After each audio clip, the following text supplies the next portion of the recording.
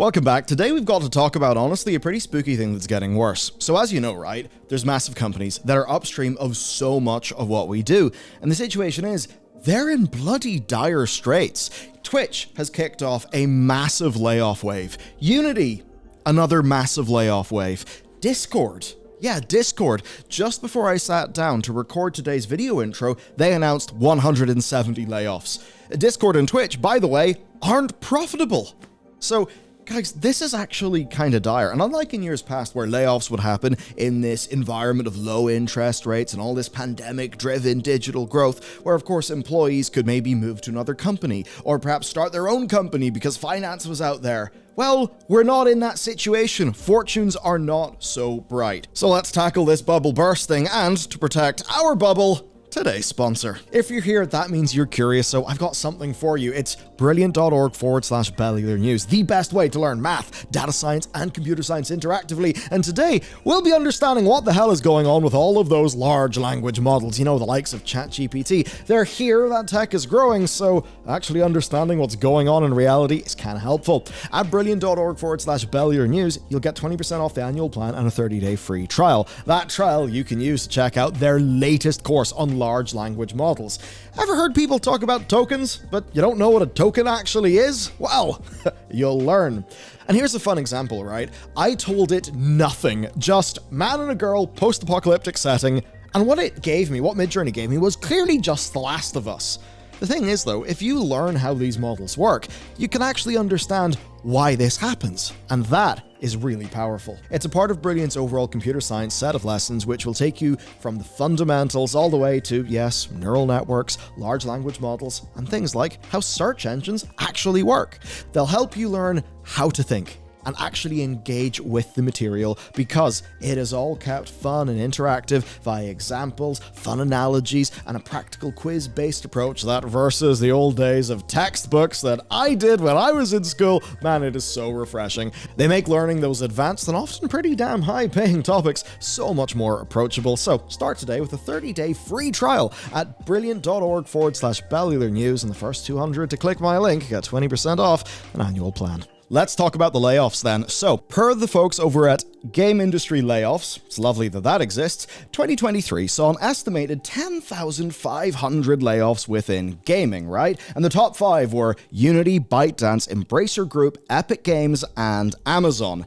And there was really nothing good about any of this. In so many cases, right, this was staff who were confidently given roles. The problem is, those roles were based on predictions of future revenue, right? And there's the problem. A lot of that was big, pumped-up, pandemic-era investment that obviously was a bubble. And that bubble has somewhat popped, and that has hurt a lot of people. Now, the claim that we keep on hearing is the layoffs are necessary. They're required in order to shore up company finances and to not have problems later on. And in many cases, I actually do think that's true. The problem is they grew irresponsibly. And all of this is why 2024 has started with the number 5 contender, Amazon, laying off a further 35% of their staff at Twitch.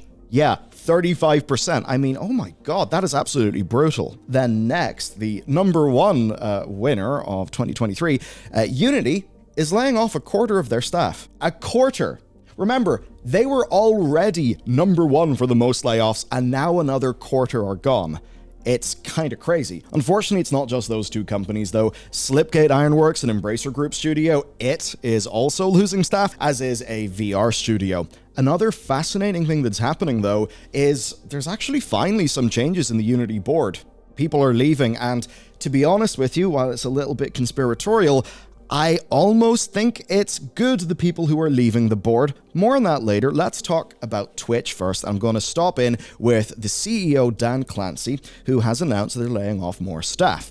Now, in March of 2023, Twitch laid off 400 people. They then laid off more people in October, and that was following a few different moves in their business. One example of that is they left the Korean market. Basically, their margins were narrowing. I believe there's other streaming providers in Korea, and just a few other things. So they got out of Korea, and now they're laying off 500 staff. Now remember, whenever I say that they're laying off 35%, that is 35% of what they have now post all of the other layoffs. So certainly you've got to think about the company Twitter, X, as I suppose they now want us to call it, where it had, 10,000, 8,000, 7,000 developers? Or not developers, but, staff. And I think anybody with a working brain just would think, what? You need nearly 10,000 people to do Twitter, which does seem a little bit insane. Now, Twitter was cut to the bone under its new management, right? And when you think about that, actually, Twitter was almost certainly, in the industry, it was regarded as being a very fat company with extremely low productivity. And a lot of executives, a lot of boards have kind of looked at that and thought, hang on a second. Yes, they got bad PR, blah, blah, blah, blah, blah. But Twitter hasn't fallen over. Now, if Twitter was still able to hold on to its advertisers, hi Bob and etc., if it was still able to hold on to its advertisers with those significantly reduced employee, headcount costs, you could maybe see Twitter actually being in a state of profitability. Thing is, though, they did lose loads of their revenue and managed to take a great many losses. So I think that side, no boards will be learning lessons there, but they will be looking at the fundamental of, it was cut to the bone, the core service is still there, and at least, it's probably bigger than Threads or Blue Sky or whatever. And we're just seeing this across the industry. So then, allegedly, Twitch will be operating their global business with less than 1,000 staff. And the reason why is pretty simple. Here's just the quote from Dan. Unfortunately, despite these efforts, it's become clear our organization is still meaningfully larger than it needs to be given the size of our business. Last year, we paid out over $1 billion to streamers. Okay, awesome for the streamers. The core point there, though, is the basic unit economics do not add up. Now, there's lots of different types of businesses, right? As an example, the business that we run here between the game studio and, this, right, YouTube, it's a bootstrapped, cash flow generating business that's not taking on equity investment or anything like that. So whenever I'm trying to grow the company, it's literally, how can I sustainably make the line go up so that I can put more of that money into higher wages for our team or maybe into doing some cool new things? And that's it. What I'm able to do is so directly tied to our cash flow. However, when you turn into a big sort of growth kind of company, it moves away from that, and then it moves into bets being placed, bets on future growth. And what happened during the pandemic is everybody flocked online. As an example, if you look purely at sales, you would think that Shadowlands is the best expansion that World of Warcraft ever had because it was the fastest selling one. Of course, World of Warcraft is an MMORPG and Shadowlands launched in the pandemic. So even though it had these massive sales, the game actually went into a deeply unhealthy state very rapidly after its launch. If you were to make bets based on looking at Shadowlands and thinking, line go up, you would be sorely disappointed. And that has happened across industries. Now, of course, what that's meant for Twitch is they're trying to do more obtrusive things to earn revenue. More advertisements are played. There's the whole streamer bounty system that we've talked about ad nauseum last year. And fundamentally, they have a problem where if you're a really big streamer, right, you can do a deal that is, say, worth 100 grand to promote a game. And I know those are eye-watering numbers, but that's what the really big streamers can do. Twitch makes none of that. If it was 70-30, Twitch would make 30 grand. That would be a decently meaningful amount of money to them.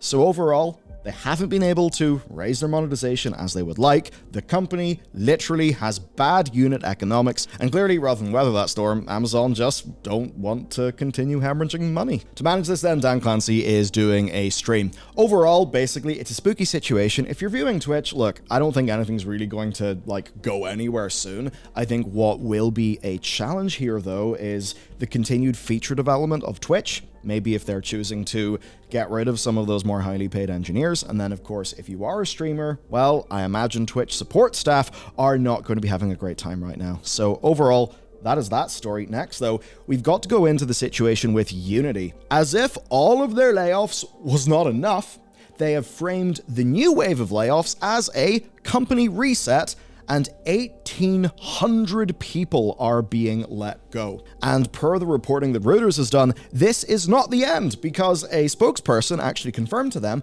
that no, there's going to be further changes in the future. So again, I mean, if you're working at Unity, that is going to be a really spooky situation. What's notable though is a bit of a statement they've made. I'll just read it out for you. We are reducing the number of things we do in order to focus on our core business and drive our long-term success and profitability. I think that is basically a statement that many of us would find to be agreeable. I want to talk a little bit about what many would sort of loosely call enshittification. You know the way you get a tool and you like the tool, and then the company making the tool to increase their monetization just starts putting more bells and whistles on it. And as the tool technically does more things, its core use case, like the reason why you actually like using it, just gets worse because it was deeply enshittified. As an example, I would say the Windows operating system, as you move from like Windows 7 to 8 to 9 to 10, a lot of enshittification happened, and Windows 10 was basically Microsoft trying to reduce the enshittification that they sort of implemented with Windows 8 and 8.1. Now with Unity, they basically thought, right, we have this video game business, but architectural visualization, virtual production, all of the other things that a game engine actually could be useful for in various industries. For Unity, that would always be kind of hard because Epic with Unreal Engine, they're just the default when it comes to virtual production. And when I say virtual production, just think of green screens in films, but instead of green screens, it's way more advanced and cool and super modern. It's basically how Mandalorian and the Netflix show 1899 plus many others have been filmed. So Epic's there. It seems that Unity just really did not get penetration into that market. So basically, they're getting rid of a whole bunch of stuff so that they can refocus on being a game engine company, which is something that I would agree with. The thing here that's a challenge is, based on their old plan, many people had jobs, and based on their new plan, which I think most people within games probably basically agree with, or, okay, not necessarily agree with, but if you're a game developer, do you want Unity to be a game engine company, or do you want it to be a game engine company that actually does many other things with the goal of game engine stuff, video games basically being a side piece compared to the more profitable industries, big enterprise things they could do? I mean, you would prefer that Unity, the game engine, is focused on being a game engine, but that old plan led to a massively bloated company that is now being cut to pieces, and this is basically just how, morons, I suppose, make stupid decisions in boardrooms. I mean, I don't know. It just seems insane. Now, this is in line with other things we've seen from the company. Of course, we recently covered the story with Weta Digital. The core there, of course, so Weta, they're that VFX group in New Zealand. Of course, you'll know them from things like Lord of the Rings.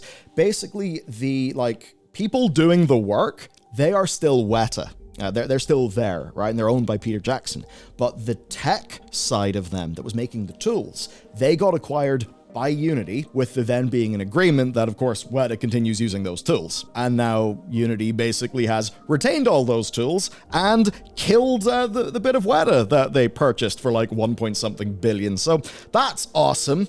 As we go on then, these are basically just, rather than being specific, these are vast and sweeping, affecting all teams, regions, and areas of the business. Now, if you care about Unity just as a games engine, this is still a concerning thing, because the game engine business is also getting smaller. Again, you could hope that actually some goddamn mission focus from this company would mean that they're more efficient at doing the game engine bit. Now, there is another side to this, and this is one that I think is actually good news. So, a SEC filing was made, and this is detailing another set of personnel changes, in this case, the board. So, 6 founders of ironSource, are leaving their roles in Unity over the next 6 months. One is leaving his role internally, but remaining on the board of directors. Now, you probably see that and think, Michael, what the hell are you on about? Who's ironSource? Okay. ironSource were an app monetization company that merged with Unity, and a lot of people started to sleuth about. And essentially, the VC company or whatever, the holding company, the people who owned ironSource, a bunch of them kind of ended up on the board of Unity. And a lot of people were kind of suspicious about all of this. And, you could maybe see with Unity going away from being an everything company to trying to be a game engine company, and a bunch of ironSource people seemingly leaving. I mean, maybe that is a good thing. As they say, shit flows downstream, so changes in the board might actually matter, but of course, that's not going to be much comfort to the staff who are being impacted by these layoffs. And that's really it for the video. Look, honestly, I mean, this is all a hell nightmarescape, but hey, at least I think we've had fun together today. So I hope you found this to be interesting. Definitely check out yesterday's video on what Valve are doing, and I'll see you over there.